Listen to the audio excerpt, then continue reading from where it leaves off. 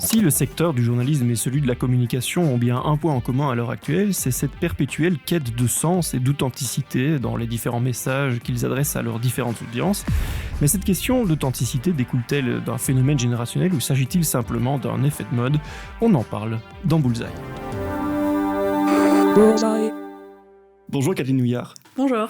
Je suis très heureux de t'accueillir ici sur Bullseye. Je suis très heureuse d'être là. Merci d'être là. Ça a été compliqué sur la route, tu me disais, beaucoup de travaux dans la province de Liège, dans la cité des Princes-Évêques plutôt. C'est un mal pour un mieux, mais ça fait très mal. Oui, mais c'est un mal qui dure longtemps, mais oui. On a l'habitude maintenant. À Liège, on a appris à subir, mais subir avec le sourire, on va dire. Voilà, exactement. Bon, Kathleen, comme je le disais, je suis très content que tu sois là parce qu'on va parler de choses passionnantes, notamment de journalisme constructif, d'entrepreneuriat aussi, du métier de freelance dans la communication.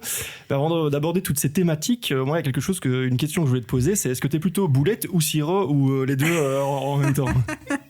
Alors, à titre professionnel, je suis les deux. À titre personnel, je suis quelqu'un qui apprécie pas du tout le sucré, donc clairement boulette plutôt que sirop, sans hésiter. Ok, donc on va contextualiser pour celles et ceux qui nous écoutent. Tu es la fondatrice du magazine ou du webzine Boulette, donc qui est probablement le webzine le plus connu de la province de Liège. Je pense qu'on peut le dire, hein, vous avez quand même des centaines de milliers de vues par mois, c'est quand même assez impressionnant. Et puis plus récemment, toi et Clément, vous avez donc Clément qui est ton partenaire de vie, on va le présenter comme ça. Vous avez créé Siro, qui est un magazine, mais vraiment papier, celui-là. On aura l'occasion d'y revenir. Donc deux formats assez différents, mais qui ont un point commun, c'est du journalisme constructif. Avant qu'on plonge dans cette thématique, je vais te demander, elle naît d'où? Elle vient d'où cette passion pour le journalisme? Donc il faut savoir que mon père est médecin et quand on était petit avec mon frère, peu importe, alors j'imagine qu'il plantait pas un patient pour le faire, mais il s'arrangeait toujours pour remonter de sa consultation pour voir les titres du 20h. Ce qui était horrible pour nous parce que du coup on pouvait jamais regarder les Simpsons, mais c'était la grande époque de Claire Chazal, Anne Sinclair et Patricia Lémonière surtout, et donc j'ai vraiment grandi bercée par ces femmes journalistes et je suis quelqu'un qui a toujours adoré lire, quelqu'un de très curieux, et donc de manière comme ça un peu organique, je me suis dit ok, mais en fait je veux faire comme elle, je veux me documenter sur des trucs et puis après les partager à d'autres, et donc c'est de là que ça me vient. Et donc tu as suivi des études de sciences po à Bruxelles. D'ailleurs j'ai lu qu'une fois que tu es allé à Bruxelles, tu voulais pas du tout revenir à Liège de base. Non. Mais c'est souvent comme ça qu'on se dit, parce que moi j'ai fait mes études aussi à Bruxelles et je m'étais dit pareil, je reviens plus jamais sur Liège. Au final, tout le monde revient sur Liège à un moment donné. Oui, je crois que Liège, même si tu pars très loin, tu peux jamais vraiment la quitter. C'est un peu comme ce membre de la famille qui te saoule à mort, mais ça reste quand même la famille, donc voilà, tu l'aimes quand même. Et puis c'est vrai que moi quand je suis partie à l'ULB, c'était en 2007, donc Liège, il y avait déjà toute une dynamique qui avait été mise en place, mais les choses commençaient seulement à se concrétiser, et donc oui, j'étais vraiment partie en mode ok, c'est une ville provinciale, il se passe rien, c'est pourri, avec toute l'ardeur de l'adolescence. Et puis en fait bon, déjà, forcément, j'allais revenir vu que ma famille était encore ici, la plupart de mes amis étaient ici. Et à chaque fois que je revenais, je remarquais qu'il y avait de plus en plus de changements, mais que par contre, il n'y avait pas d'écho de ces changements et que l'espèce de... Oui, tout le monde restait un peu convaincu que oui, Liège, c'est provincial, c'est pourri. Pas du tout. Et donc, non seulement je suis revenue, mais je suis fière et contente d'être revenue aussi. Ouais, il est revenu avec c'est la création de Boulette, puisque l'idée c'était vraiment justement de mettre en avant ce que comme tu dis, cette dynamique liégeoise à travers différents articles. Je voulais juste revenir sur le côté Sciences Po. Pourquoi avoir choisi cette voie-là? C'est vrai qu'il y a souvent, le journalisme et Sciences Po, j'ai l'impression que c'est souvent lié. Est-ce qu'il y avait une raison particulière pour laquelle tu t'es dirigé plus vers ces études-là plutôt que de faire du journalisme directement? À l'époque, ça existait déjà, ces études-là de journalisme. Bien sûr, d'ailleurs, j'ai commencé avec un bachelier en commu. Mais déjà, lors de mon bachelier, nos professeurs nous répétaient sans cesse qu'il y avait beaucoup d'appelés, peu d'élus, et que si on voulait tirer notre épingle du jeu, il fallait se spécialiser. Donc il y avait déjà une forme d'encouragement à dire, par exemple, ok, si vous voulez travailler à l'éco, faites plutôt sciences éco que master en journalisme, etc. Et moi, à la base, je voulais devenir reporter de guerre. Et donc, Sciences Po faisait sens.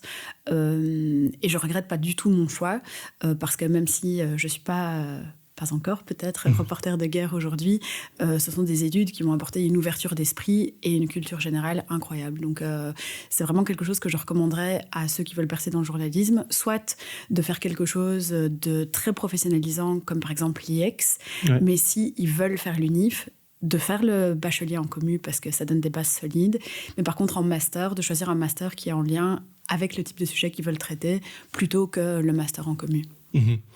Alors, pour revenir donc sur Boulette et Sirah, on disait 2 formats assez différents parce que Boulette, c'est vraiment, on va dire, plus lifestyle. Après, tu me corriges si j'ai tort, mais c'est un peu comme ça que moi je le percevais. Et Sirah, par contre, on est face à du journalisme qui est vraiment du journalisme beaucoup plus de terrain, avec des sujets vraiment, vraiment de fond. Toujours basé sur Liège, mais vraiment avec des thématiques qui sont hyper intéressantes. Il y a par exemple un article en lien avec la guerre en Ukraine, comment des Ukrainiens vivent et des Russes vivent ici à Liège. Elle vient d'où cette idée de créer justement un magazine comme ça autour de Liège, qui est un magazine quand même assez ambitieux. Alors, il faut savoir que la ligne de Sirah, c'est jamais qu'une extension de la ligne de Boulette. Mais Boulette Magazine, qui s'appelait Boulette à la Liégeoise, d'ailleurs, à l'époque, on l'a créé en 2014. Presque 10 ans. Voilà, c'est fou. Et il y avait déjà les réseaux sociaux, mais qui n'avaient pas du tout la prévalence qu'ils ont aujourd'hui. Et en fait, comme beaucoup de médias, ça faisait sens de poster les articles sur une page Facebook dédiée parce que ça permettait d'augmenter la visibilité. Mais sans trop rentrer dans le GAFA bashing, c'est clair qu'en 10 ans, avec les modifications des algorithmes, avec aussi la modification du discours en société, Facebook est devenu une espèce de prison pour les médias parce que à moins de s'inscrire dans une dynamique qui est soit très clivante, soit très sensationnaliste, il n'y a pas beaucoup de visibilité pour les posts. Donc nous, c'est clair que on écrit quand même pour être lu. Et donc, petit à petit, la ligne de Boulette, c'est plus orienté vers du lifestyle, des bonnes adresses, des bons plans, parce que ça reste un format qui fonctionne bien et en ligne et sur les réseaux. Mais il y a beaucoup plus de choses à dire sur Liège. On voulait aussi s'affranchir des contraintes liées au web et aux réseaux sociaux. Et donc, c'est pour ça qu'on s'est dit qu'on allait faire un format papier qui allait pouvoir nous permettre de traiter à nouveau ces thématiques-là qui étaient un peu passées sur le côté en ligne et surtout de les traiter vraiment en profondeur. Ouais, et Sirah, franchement, j'invite vraiment toutes celles et ceux qui nous écoutent à vraiment découvrir ce magazine parce que c'est un concentré en fait de plein de métiers différents. Il y a du journalisme, il y a de l'image, du graphisme aussi, ce qui nous permet de plonger en plein dans un des sujets que je voulais aborder avec toi, c'est finalement la sphère des freelances ici dans le journalisme, mais dans la communication de manière générale, parce que toi-même, tu es une freelance. Tu as bossé pour plein de médias différents. Tu continues à le faire aujourd'hui, des médias tels que Vice, Wilfried, Le Vif actuellement. Pourquoi avoir choisi cette voie de freelance ? Alors, à l'origine, je ne l'ai pas choisi. Pour revenir sur le côté beaucoup d'appelés et peu d'élus, entre le moment où j'ai eu mon diplôme et celui où j'ai trouvé du travail, il y a eu... Donc j'ai été diplômée en juin, je suis partie habiter à Berlin, je suis rentrée en octobre et j'ai trouvé du boulot seulement en février. Alors en fait, toutes choses étant égales, octobre, février, c'est pas très long. Mais le ressenti, c'est ok, c'est horrible, je vais rien faire de ma vie, je vais habiter sous un pont. C'était vraiment traumatisant comme période. Et je me suis retrouvée les seuls qui ont bien voulu me donner ma chance au début, c'était la Meuse, qui fonctionne, eux, à part quelques postes spécifiques, mais majoritairement avec un système de freelance. Et donc, j'ai été un peu, comme tout le monde, comme beaucoup de gens de ma génération, je crois que c'est plus le cas pour les générations plus jeunes maintenant, mais pour moi, c'était ok, on sort des études, on trouve un travail, c'est peut-être d'abord un CDD, puis un CDI, et puis là, on m'a dit, c'est freelance. Ça n'a pas été simple au début du tout, mais finalement, je me suis construit un portefeuille de contacts, de clients, Et au fil des années, je suis restée freelance parce que finalement, ça fait sens. Ouais. Bah oui, et je voulais rebondir justement sur ce que tu viens de dire. C'est vrai que c'est pas facile en freelance de trouver sa place finalement et trouver un portefeuille. Je pense que ça peut intéresser peut-être certaines personnes qui nous écoutent, justement, comment toi tu as fait pour nourrir ce carnet d'adresses, comment tu as créé finalement ta propre entreprise, entre guillemets. Comment s'est passé ce parcours ? Alors, il y a deux choses. Je pense que c'est important quand même de souligner ça. Il y a 2 ans, au moment de la sortie de son livre, j'avais interviewé Nesrine Slaoui qui disait quelque chose que j'avais trouvé fou. Elle disait « Le journalisme, c'est un métier de privilégié ». Et je trouvais ça... D'abord, ma première réaction était de me dire « Ok, mais peut-être qu'ils sont beaucoup plus payés que nous en France, mais sinon, c'est pas vraiment un métier de privilégié ». Et puis, en fait, elle avait précisé son propos. Elle disait... Parce que c'est tellement difficile de se faire sa place et c'est tellement mal payé au début qu'il faut avoir un capital derrière pour pouvoir accepter d'être payé comme moi je l'étais au début, 100 € brut la journée. Alors moi j'ai eu la chance d'avoir des parents qui m'ont dit ok écoute voilà tente-le, on va te payer ton loyer le temps que tu y arrives. Je leur en suis très reconnaissante. Je pense que j'en connais qui, par contre, eux se sont dit ok, j'ai pas des parents derrière et donc je vais accepter ce salaire de misère et je vais tout donner et je vais, j'en sais rien, bosser à mi-temps ailleurs pour y arriver. Donc ça c'est vraiment une chose. Je connais personne qui en a pas bavé au début, donc il faut s'accrocher. Et puis aussi... c'est rigolo parce qu'il y a eu, alors forcément le contexte est différent, mais il y a eu toute une polémique il y a quelques mois quand Kim Kardashian a dit que la clé du succès c'était juste de travailler. Voilà. On n'a pas la même notion du travail, visiblement. Non, on est bien d'accord, mais cela dit, alors tout en étant que c'était très drôle venant d'elle, mais il n'y a pas de secret en fait. Tous les freelances qui ont démarré en même temps que moi et qui sont encore journalistes aujourd'hui, c'est ceux qui respectent leurs deadlines, c'est ceux qui, tout en n'étant pas esclaves de leur boulot, mais qui comptent pas leurs heures. C'est vraiment... Il y a une part de chance, c'est clair, mais il y a aussi une énorme part de détermination. Et il n'y a pas de secret, c'est dans le journalisme comme dans tout. Les personnes qui sont douées et qui sont motivées, elles vont réussir, c'est certain. Pour en revenir à vraiment ton statut de freelance et toi dans ton milieu professionnel, est-ce que tu as le sentiment aujourd'hui que ce statut de freelance t'octroie un peu plus de liberté entre guillemets dans la façon dont toi tu travailles que si par exemple tu étais salarié dans ce cas-ci pour un média, parce qu'il faut savoir que par exemple un des médias pour lesquels tu travailles actuellement t'a proposé un CDI que tu as refusé pour rester freelance. Pour quelles raisons exactement, et est-ce qu'il y a ce lien justement avec cette liberté, cette différente approche finalement que tu peux avoir au quotidien? Alors il faut savoir que moi je suis maintenant, je travaille plus que pour un seul média, outre Boulettes et Sirop, mais je travaille à temps plein pour Le Vif Week-end. Je suis membre de la rédaction et c'est vrai que on m'a proposé au moment de mon passage à temps plein un CDI que j'ai refusé. Ça m'a fait un peu sourire parce que si au début de ma carrière on m'avait dit que je ferais ça, j'aurais halluciné, j'aurais pas cru que c'était possible. Le fait est que je pense que le monde du travail en Belgique évolue très lentement, que ce soit au point de vue d'offres de salaires compétitifs ou même des conditions du travail.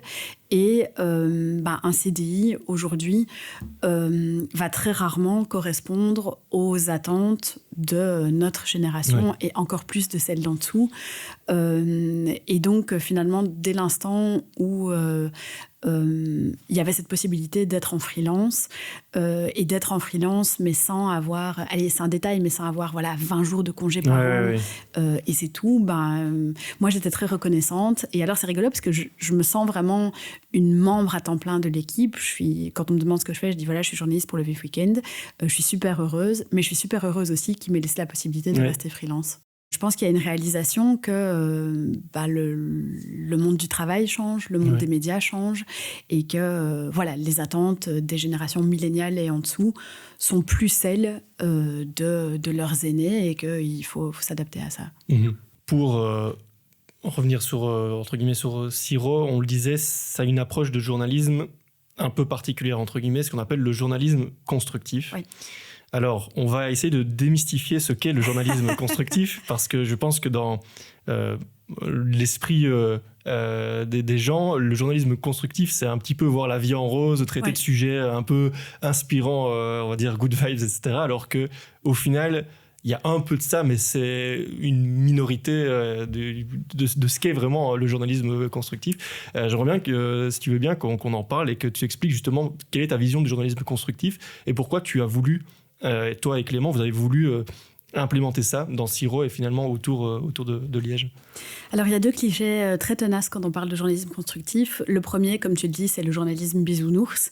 Et le deuxième, c'est une sorte de journalisme chiant et moralisateur qui fait mieux que tout le monde et qui dit mieux que tout le monde aussi. Certainement, il y a un peu de ça. Je pense qu'il y a certains médias qui se revendiquent constructifs, qui font ça. Mais il y a une définition du journalisme constructif et c'est d'apporter aux gens des informations qui font sens et qui leur apportent quelque chose. J'ai jamais oublié, à mes débuts, je travaillais pour la presse régionale avec un accent très fort mis sur les faits divers. Et il y avait un peu ce dicton au sein de la rédaction qui était « on crée l'actualité ». Ok, et d'ailleurs, dans leur cas, jusqu'à un certain point, c'est vrai, mais c'est pas ça notre métier. Notre métier, c'est d'apporter l'information, d'apporter ce qui est neuf, d'apporter ce qui est important, d'apporter ce que les gens ont besoin de savoir. Et c'est ça, en fait, le journalisme constructif, c'est apporter aux gens ce qu'ils ont besoin de savoir. Il n'y a rien de constructif ni d'intéressant à dire aux gens qu'un tel, et alors en précisant bien ses origines ethniques qui n'ont aucun intérêt, mais qu'un tel a fait tel délit, enfin... Personne ne se porte mieux de savoir ça. Par contre, avoir des informations, qu'elles soient positives ou négatives d'ailleurs, sur ce qui se passe dans leur ville, ce qui se passe dans leur pays, ce qui se passe... voilà, ça c'est important et c'est constructif et ça permet d'avancer ensemble. Mais ce que je trouve très intéressant par rapport à cette notion de journalisme constructif, c'est que j'ai l'impression que aussi c'est un petit peu quelque chose de générationnel, comme tu l'évoquais.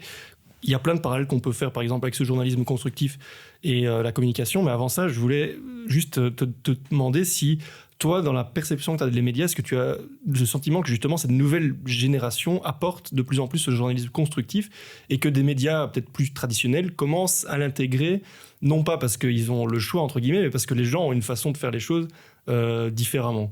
Je vais prendre juste pour souligner mon propos. Il y a quelqu'un avec qui j'ai fait mes études de journalisme. Ça m'a beaucoup marqué parce qu'il y a quelques temps, il a fait un article pour un média qui... Bon, je ne vais pas le citer, mais qui n'est pas réputé pour justement faire ce genre d'article, qui est plus justement dans le genre fait divers, mais bon, un petit peu Micheline a perdu son chien dans la rue, quoi, tu vois. Et là, il a fait un reportage, donc il a été passé une nuit entière avec des migrants à Bruxelles, voilà, pour... témoigner en fait des conditions de vie déplorables dans lesquelles ces gens sont actuellement. Et c'est paru finalement en une de ce journal-là. Et je me demande est-ce qu'il y a plusieurs années, est-ce que ça aurait été possible, selon toi, ce genre de choses? Est-ce que tu as vraiment cette impression qu'il y a une vraie évolution en fait dans la manière dont aujourd'hui le journalisme traite les sujets et communique finalement autour de ces sujets-là? Bien sûr, mais je ne pense pas qu'elle soit tant liée aux attentes de notre génération qu'à la modification du paysage médiatique. Il y a maintenant pléthore de réseaux sociaux et sur lesquels, bien sûr, il y a des mèmes, bien sûr, il y a des trucs rigolos, du lifestyle, etc. Mais il y a aussi énormément d'actu. Il y a moyen de scroller sur Instagram et de savoir ce qui se passe dans le monde venant de Kidam. Et donc, c'est clair que les médias doivent se repositionner et dès l'instant où l'actu est accessible presque en instantané, ça recentre finalement le rôle et le besoin d'aller creuser plus loin, d'offrir des choses qui sont faites plus en profondeur. Et typiquement, ce genre de reportage, voilà, tout le monde sait, j'espère qu'il y a des conditions d'accueil des migrants en Belgique qui sont vraiment déplorables. Il suffit il y a des photos sur les réseaux. Voilà, le rôle du média derrière, c'est de dire ok, mais vous le savez, mais voici de manière plus détaillée ce qui se passe concrètement. Et donc, il y a clairement un positionnement différent qui est en train de se faire parce que tout simplement, si les médias font pas ça, alors ils n'ont plus aucune valeur ajoutée par rapport à des sources d'informations gratuites qui existent en ligne. Et est-ce que tu dirais que, et là je fais plus le parallèle entre, on va dire, monde médiatique et entreprise, parce que forcément nous, en tant qu'agence, on bosse avec des services publics, mais aussi beaucoup d'entreprises. Est-ce que tu dirais qu'aujourd'hui les gens, ils ont un besoin plus marqué d'authenticité, de transparence qu'au préalable? Parce que nous... c'est vrai qu'on revendique souvent, et c'est vrai que dans certains projets sur lesquels on travaille, c'est de la communication qui est un peu plus engagée et un peu plus authentique, entre guillemets. Est-ce que toi, tu as ce sentiment-là que c'est quelque chose qui devient aujourd'hui un impératif, entre guillemets, pour beaucoup de personnes? Bien sûr. On le voit très très fort, par exemple, sur Boulette. C'est marrant parce que parfois, on va tester une adresse et la luminosité va être mauvaise. Et donc, nos photos faites au smartphone vont aussi être de mauvaise qualité. Mais on sait que même si visuellement, ça nous écorche un peu les yeux et que ce serait beaucoup plus beau de mettre une photo prétexte, si on met en couverture une photo prétexte qui est hyper léchée et qui est très clairement une photo hyper magazine, banque d'images, etc., l'article va moins bien fonctionner maintenant sur Facebook que si on met la photo toute pourrie avec la lumière un peu jaune, parce que les gens sont vraiment dans une quête d'authenticité et de real news. Est-ce que c'est pour ça qu'aujourd'hui c'est important d'avoir des magazines comme Sirop qui sont vraiment des longs formats, on va dire, avec même dans la réalisation, je trouve qu'il y a une forme d'authenticité en fait, dans la mise en page, dans le texte. C'est pas un texte. Moi, quand je dis ça, j'ai pas l'impression de lire un texte journalistique, entre guillemets, parce que c'est très bien écrit, mais dans le sens, au niveau lyrique, c'est quelque chose auquel je pense vous accordez beaucoup d'attention, et on peut faire ce compliment-là, entre guillemets, à d'autres médias, hein, comme par exemple Wilfried ou Médor, qui sont vraiment basés sur du storytelling. Justement, le storytelling, c'est le mot qui me vient en tête, parce qu'aujourd'hui, le storytelling, je rebondis sur cette notion d'authenticité, etc., parce que le storytelling, aujourd'hui, c'est vraiment la clé pour rassembler les gens autour d'un média ou d'un projet de communication. Alors, je suis très flattée que tu nous inclues dans le même package que des magazines tels que Médor, Wilfried, etc. C'est vrai qu'il y a quelque chose qui nous rassemble tous, c'est une volonté de faire du journalisme littéraire. Attention, le journalisme littéraire, ça ne veut pas dire des histoires qui se font passer pour des articles, mais ça veut dire des articles qui sont écrits comme pourrait l'être un roman, par exemple, avec un rythme, avec une attention vraiment très importante à l'écriture. Et oui, on y revient à ce type de format plus que jamais important maintenant, parce que, encore une fois, si c'est pour avoir quelque chose de très factuel, pas super bien écrit, limite, il est même possible aujourd'hui de demander à ChatGPT une question, de lui poser une question sur un sujet d'actu, et il va répondre, un petit paragraphe, et donc il faut retourner vers quelque chose de plus qualitatif et de plus recherché. Tu évoques ChatGPT, est-ce que c'est quelque chose qui t'inquiète, toi, en tant que journaliste? Parce que moi, j'ai l'impression que ChatGPT, c'est un petit peu comme toutes les nouvelles technologies. Au début, on en parle en mode « ouais, c'est révolutionnaire, ça va bouleverser le monde ». Et je pense qu'il y a une part de vérité là-dedans. Mais est-ce qu'on n'a pas fait un petit peu trop? Parce que ChatGPT, on a fait le test ici, où on lui a demandé, par exemple, d'écrire des accroches pour des réseaux sociaux. Moi, je lui ai demandé, par exemple, est-ce que tu peux m'écrire l'introduction d'un roman sur base de cette phrase? C'est pas dingue, on va pas se mentir. Mais est-ce que toi, en tant que journaliste, est-ce que c'est soit un outil que tu considères dans le sens où c'est un outil que tu pourrais utiliser au quotidien comme accompagnement et qui pourrait te donner des idées, ou est-ce que c'est quelque chose, au contraire, qui t'inquiète totalement et où tu te dis, ouais, ça va rendre mon métier dans 5 ans, il n'existe plus? Alors, on s'est amusé avec Clément à le tester aussi. On n'a pas testé pour un roman, mais on a testé pour la rédaction de communiqués de presse. Et très sincèrement, c'est quand même assez flippant parce que c'est pas mal écrit, toutes choses étant égales. J'espère qu'il m'en voudra pas de l'afficher, mais je sais que mon frère a écrit une lettre pour postuler avec ChatGPT. Il y a quand même un certain niveau et c'est triste parce que je pense que typiquement les postes de journalistes d'investigation, de journalistes littéraires, etc. vont pas disparaître, mais ça me semble pas impossible d'imaginer que d'ici à quelques années, si la technologie se perfectionne, les journalistes qui, pour le moment, couvrent l'actu chaude pour des sites internet, par exemple, vont être remplacés. C'est la GoPro qui s'éteint, il n'y a pas d'alerte incendie. Vont être remplacés par ça avec avec tout ce que ça implique.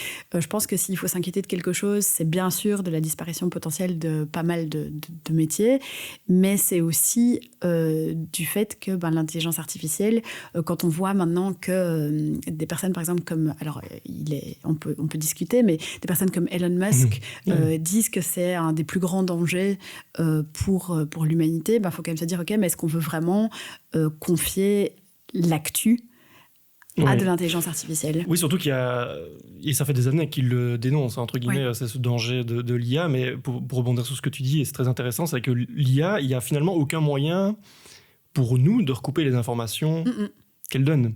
Et il y a vraiment ce risque, en fait, mais il y a déjà des sujets qui ont été écrits là-dessus, ce risque de fake news qui était déjà bien présent avec les réseaux sociaux.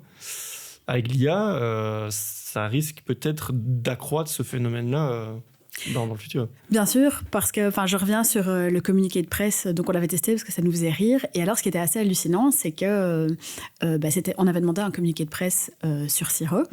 Et en fait, dans le communiqué, il y avait des citations qui étaient présentées comme étant réelles et qui étaient attribuées à des gens qui n'étaient ni Clément ni moi et qui ne travaillaient pas forcément pour Siro.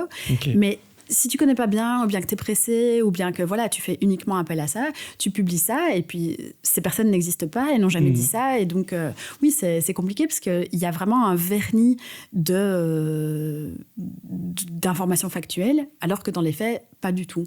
Et quand on voit que déjà maintenant, il y a pas mal de médias qui lancent, d'ailleurs le VIF en a un aussi, qui lance des sections fact-checking, ça laisse un peu rêveur si on s'imagine que les journalistes sont remplacés par des machines. On risque pas d'aller vers un mieux. Est-ce que tu penses que justement l'IA, c'est un sujet qui revient quasi à tous les épisodes de Bullseye, parce que c'est forcément c'est un sujet d'actualité, mais qui nous concerne forcément un peu plus directement, parce que on est dans des métiers qui sont des métiers de communication, mais aussi des métiers créatifs. Donc on se pose un peu des questions sur est-ce que j'aurai encore un métier dans les prochaines années.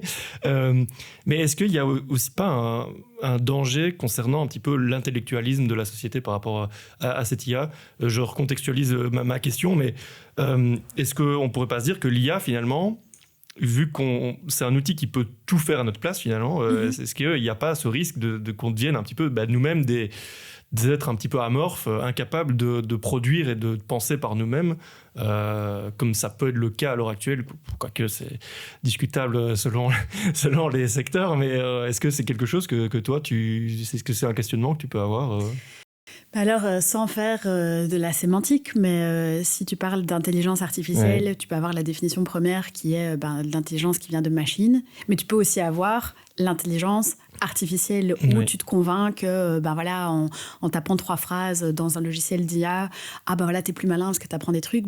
Oui, mais en fait c'est artificiel, et donc oui, je pense qu'il y a une forme de prudence à avoir.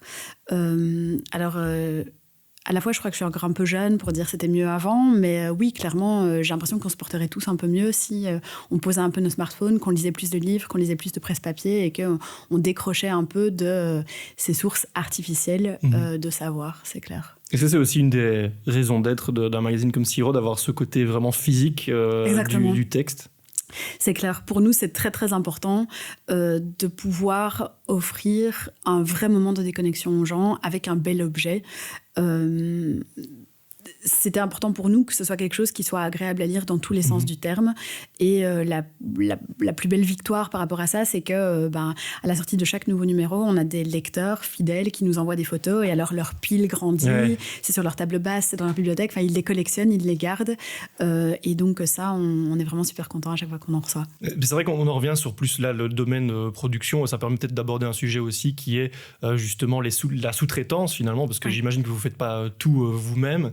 C'est vrai que dans Siro, en fait, déjà c'est un papier qui est très agréable au toucher, mais il y a plusieurs types de papier. C'est-à-dire que par exemple, pour certaines photos, c'est vraiment du papier glacé, et puis pour le reste, c'est du papier un peu plus journal, on va dire. Comment ça se passe justement cette sous-traitance, au niveau de Siro? C'est quoi le mode d'emploi finalement de production pour ce magazine? Donc Sans le faire exprès, mais quand on a commencé à réfléchir à ce magazine et qu'on a cherché un ou une graphiste pour nous accompagner dans l'aventure, on a trouvé notre graphiste, Pauline Gillard, et on l'a rencontrée pour voir si ça l'intéressait le jour où elle avait son diplôme. Donc, c'était chouette, c'était une jolie coïncidence. Elle est avec nous depuis les débuts, elle fait partie à part entière de l'équipe. Et donc, nous, on vient vers elle avec des idées qu'elle concrétise. Et puis après, c'était très important pour nous. Sirop est imprimé chez Snell, donc en région liégeoise, de manière la plus responsable possible, avec en effet les possibilités de faire des choses qui sont intéressantes niveau papier, etc.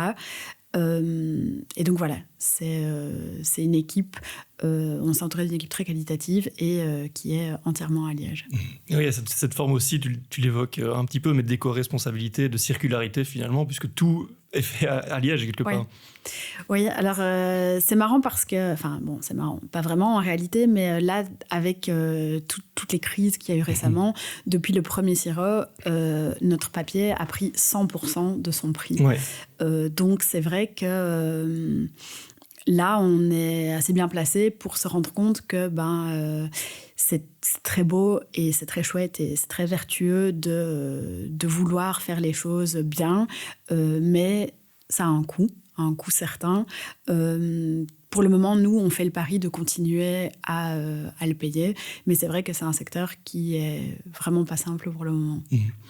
Comment on fait tu parles de coûts, justement.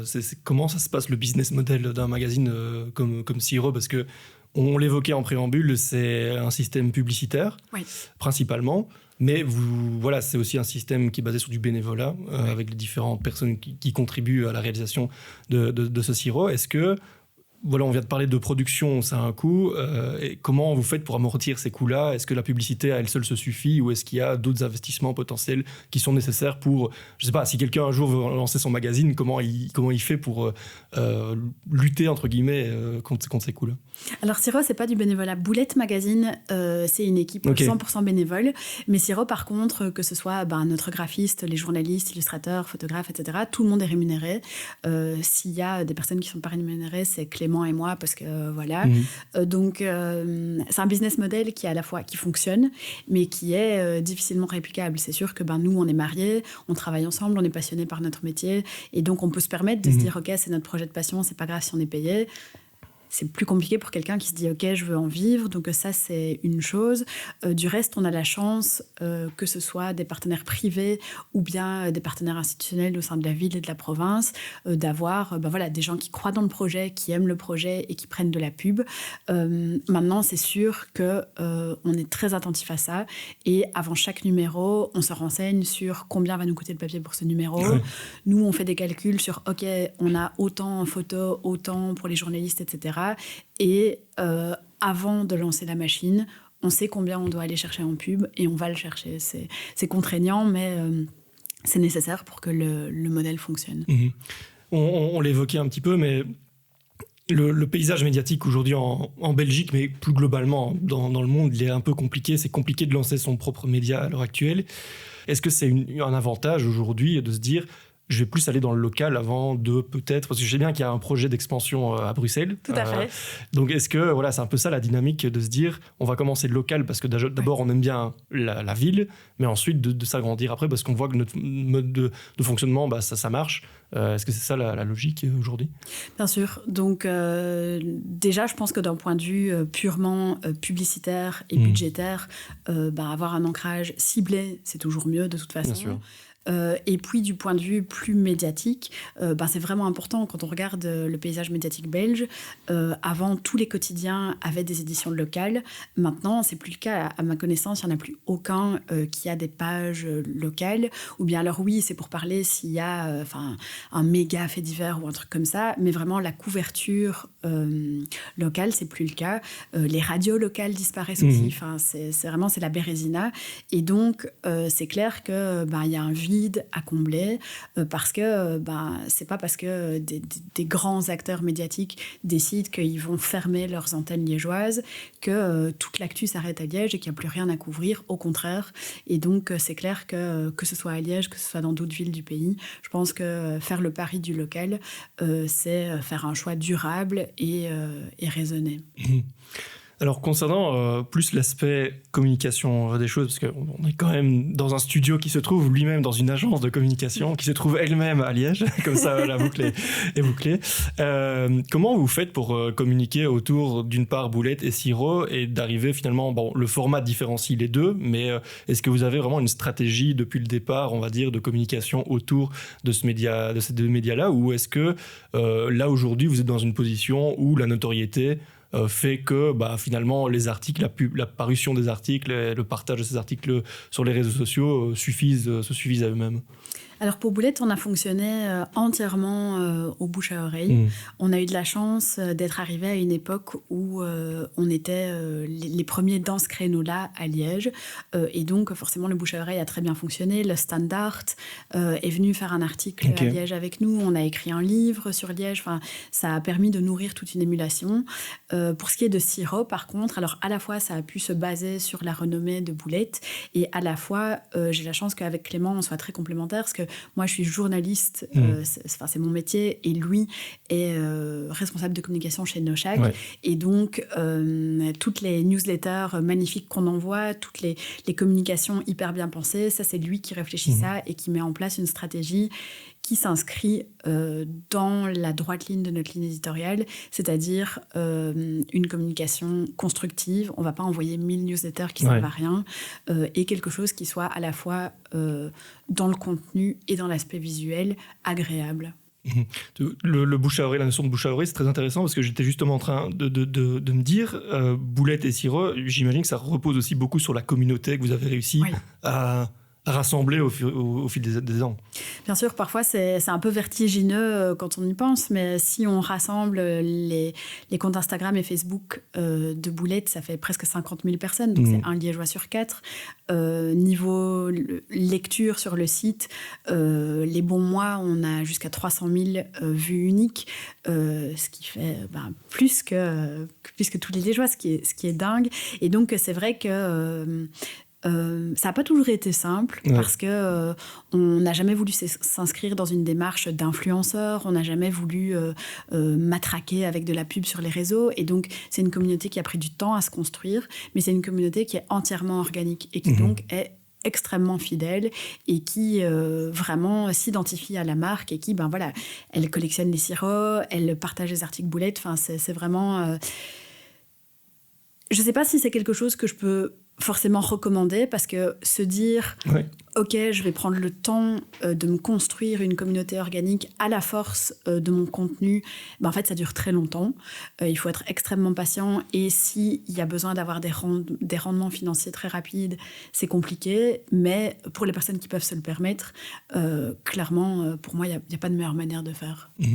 C'est intéressant que tu dises que vous n'avez pas cette volonté justement de basculer dans cette forme de format d'influenceur finalement sur les réseaux sociaux, comme on peut en voir pour tous les sujets possibles et imaginables. Mais moi, la question que je me pose, c'est est-ce que là, vous êtes à un stade où, comme on le disait, les deux médias sont quand même assez reconnus, où vous avez ce projet d'expansion. Comment, du coup, on fait pour faire grandir, j'aime pas le terme, mais je vais l'utiliser quand même, mais business, entre guillemets, comment vous faites pour le faire grandir tout en gardant cet esprit finalement très local, très circulaire, très communautaire? On fonctionne vraiment comme dans nos sujets, finalement, à l'humain. Pour la version bruxelloise, on travaille avec deux journalistes que moi je côtoie depuis des années, qui sont Nicolas Balmet et Julie Bourgeois, dont je sais qu'ils travaillent bien, qui s'inscrivent dans la même démarche que nous. Et donc voilà, c'est sûr que ça ne ferait pas sens de le faire autrement. Ce sont des projets qui sont vraiment des projets de passion, qui fonctionnent aussi pour ça, je pense, parce que les gens savent que quand ils viennent nous lire, ils vont pas avoir du contenu sponsorisé qui fait semblant de ne pas en être, ils vont pas avoir du contenu sensationnaliste qui n'a pas de valeur ajoutée, et donc c'est sûr qu'on a besoin pour que ça grandisse de manière harmonieuse, de s'entourer de gens qui ont les mêmes valeurs que nous. Mais je vais poser peut-être la question un peu autrement, et c'est un peu une question à la con, entre guillemets, qu'un journaliste dans d'autres médias pourrait te poser, mais est-ce que c'est déjà arrivé qu'il y ait quelqu'un qui vous approche avec la volonté d'investir finalement dans Boulette ou Sirop pour en faire vraiment une marque on évoquait Vice par exemple, pour en faire un Vice entre guillemets liégeois, quoi. Est-ce que c'est déjà arrivé ce cas de figure-là? Alors on a déjà été approché par un groupe médiatique régional qui nous proposait gracieusement de republier nos articles gratuitement en échange de renommée. Le pire, c'est qu'à l'époque, on s'était dit, allez, c'est chouette, ça va augmenter la visibilité. On l'avait fait. Ouais. En fait, ça a duré, je crois, le temps de 4-5 articles parce que tout le monde est perdant quand c'est comme ça. Le contenu, il est publié 2 fois. Donc, eux, ils ont du contenu qui est déjà accessible ailleurs. Et puis, nous, en fait, c'est peut-être une association dont on ne veut pas. Et donc, on a déjà été approchés comme ça. Par contre, vraiment, un groupe de presse qui nous tape sur l'épaule et qui dit, OK, mais on va développer le projet ensemble. Ça, c'est pas encore arrivé, mais on serait tout à fait ouvert à discussion si ça arrivait. Alors juste, on arrive tout doucement à la fin de ce podcast, hein, ça passe vite, mais le sujet est vraiment hyper intéressant. Et il y a un truc, parce que là, vous êtes vraiment dans une dynamique écrite. Oui. Est-ce qu'un jour, vous aurez, et visuel aussi, puisqu'il y a tout un travail de photo et de graphisme, comme on le disait, est-ce qu'un jour, vous voyez faire ce que vous faites aujourd'hui, mais dans un format plus vidéo? Parce qu'on sait bien que la vidéo aujourd'hui, c'est un peu le saint graal, notamment sur les réseaux sociaux, etc. Est-ce qu'il y a aussi cette réflexion-là dans votre démarche à l'heure actuelle, où c'est vraiment le but, c'est de rester vraiment 100% imprimé et digital avec Boulette, mais textuel? Alors, ce qui est sûr, c'est que, a priori, nos reportages long format ne se prêtent pas super bien à des danses sur TikTok. Donc, je ne sais pas si on va adapter là-bas. Blague à part, la plupart des reportages qui sont dans Sirop pourraient faire des reportages vidéo super intéressants. Le problème, c'est que le luxe qu'on a de pouvoir dire « Ok, on fait ce magazine gratuit et on fait du parfois très très long format dedans parce qu'on pense qu'il y a un public pour ça », c'est possible à l'écrit. Et encore, ça devient compliqué parce que le prix du papier ne cesse d'augmenter. En vidéo, à moins de le faire sur les réseaux, mais les réseaux ne se prêtent pas à ces formats très longs, il y a plein de contraintes techniques derrière qui font que, OK, mais si on fait un reportage d'1 heure sur un sujet finalement assez pointu, par exemple la Shoah à Liège, comme on l'a fait, ça demande toute une équipe technique, ça demande la diffusion et ça coûte des montants qui sont beaucoup plus complexes à dire OK, je vais mettre 5 pubs et je vais avoir le soutien d'acteurs et ça va être possible. Donc, c'est une porte qu'on ne ferme pas. Maintenant, c'est clair que si on veut faire le niveau de détail qu'il y a dans Sirop en vidéo, c'est tout de suite très, très, très contraignant. Ouais, donc moralité, publier le bon contenu pour le bon sujet, c'est un peu le bon format en tout cas. Oui, mais c'est très important. Oui, bien sûr. Kathleen, merci beaucoup d'être venue sur Bullseye, c'était vraiment un plaisir de t'avoir. Juste avant qu'on termine, où est-ce qu'on peut se procurer les sirops? Vous avez des points de distribution à Liège, où on peut les trouver? Donc on a tout un réseau de points de distribution, que ce soit des librairies, des boutiques, des restos, qui sont tous repris sur sirolemag.be. Ok, voilà, vous avez toutes les informations, donc si ça vous intéresse, je vais le montrer à la caméra, donc si vous écoutez en audio, branchez votre écran et vous voyez le petit Sirop ici face caméra, donc n'hésitez vraiment pas à vous procurer ces 2 magazines, c'est une super chouette initiative. Merci beaucoup Kathleen, encore une fois d'être venue, et quant à moi, je vous dis à la prochaine pour plus de Bullseye. Salut.